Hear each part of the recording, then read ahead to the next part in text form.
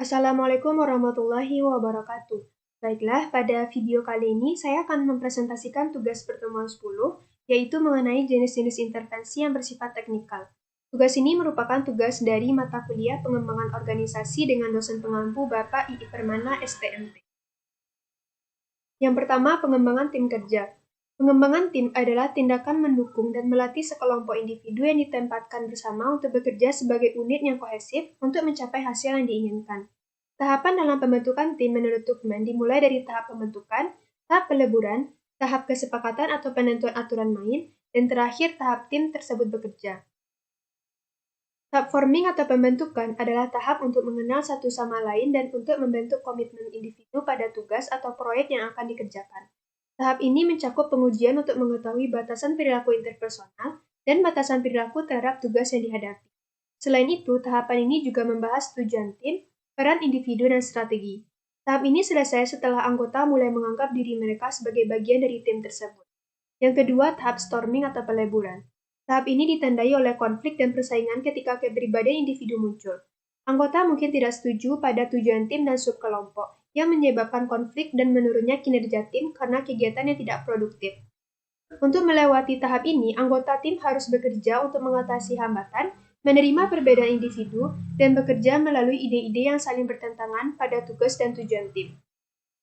Saat konflik dapat diselesaikan, kepemimpinan manajer proyek sudah dapat diterima oleh anggota tim dan dapat melanjutkan ke tahap selanjutnya. Yang ketiga yaitu tahap norming. Tahap norming adalah tahap di mana anggota tim telah menemukan cara untuk bekerja sama dan tidak ada lagi konflik atau kompetisi internal. Kinerja tim akan meningkat selama tahap ini dan anggota mulai fokus pada tujuan tim. Tahapan norming selesai ketika anggota tim telah menetapkan secara tetap bagaimana anggota tim harus bekerja sama untuk kedepannya. Selanjutnya adalah tahap performing. Tahap performing ditandai dengan adanya lingkungan kerja yang paling kohesif, anggota tim bersemangat dalam menjalankan proyek, dan kinerja tim berada pada titik tertinggi. Selain itu, terdapat struktur yang jelas dan stabil di seluruh grup dan semua anggota tim berkomitmen penuh untuk mencapai tujuan yang ditetapkan. Pada tahap ini ada rasa fokus, tujuan, dan keselarasan dari semua orang di tim, apapun peran mereka.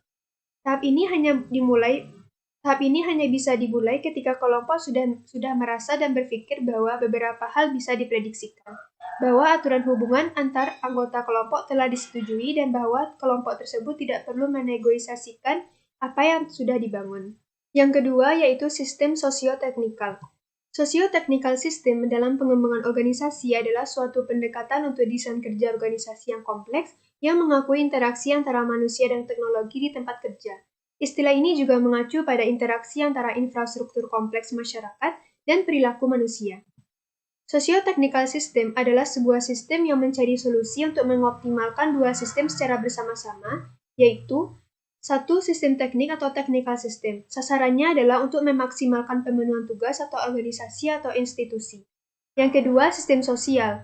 Sasarannya adalah untuk memaksimalkan kualitas kerja di si pemakai sistem. Prinsip-prinsip sosio-technical system yang pertama, kompatibilitas. Yang kedua, spesifikasi kritis. Yang ketiga, mensupport harmonisasi. Dan yang keempat, desain dan nilai kemanusiaan. Pada intinya, sistem sosio-teknikal adalah teori yang mengedepankan prinsip optimatisasi bersama sehingga sebuah organisasi dapat secara optimum berunjuk kerja, dan ini hanya dapat dicapai jika dimensi sosial maupun teknisnya dirancang untuk saling melengkapi. Yang ketiga, peningkatan mutu kekaryaan. Kualitas kehidupan kerja atau quality of work life merupakan salah satu bentuk filsafat yang diterapkan manajemen dalam mengelola organisasi pada umumnya dan sumber daya manusia pada khususnya. Sebagai filsafat, kualitas kehidupan kerja merupakan cara pandang manajemen tentang manusia, pekerja, dan organisasi. Tujuan utamanya adalah pengembangan lingkungan kerja yang sangat baik bagi karyawan dan juga bagi produksi. Fokus utama dari quality of work life sendiri adalah bahwa lingkungan kerja dan semua pekerjaan di dalamnya harus sesuai dengan orang-orang dan teknologi. Ada dua pandang mengenai maksud dari kualitas kehidupan kerja. Pandangan pertama mengatakan bahwa kualitas kehidupan kerja adalah sejumlah keadaan dan praktek dari tujuan organisasi. Contohnya, perkaryaan kerja, penyediaan yang demokratis, keterlibatan pekerja, dan kondisi kerja yang aman.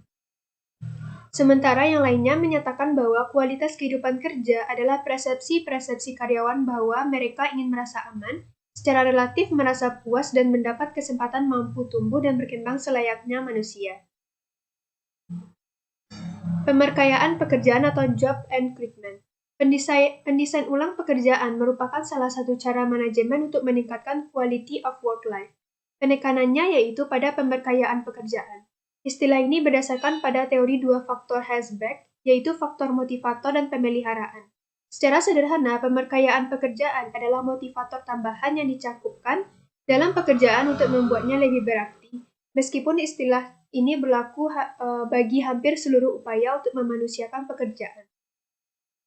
Baiklah, sekian presentasi dari saya. Jika ada kesalahan mohon dimaafkan. Terima kasih. Assalamualaikum warahmatullahi wabarakatuh.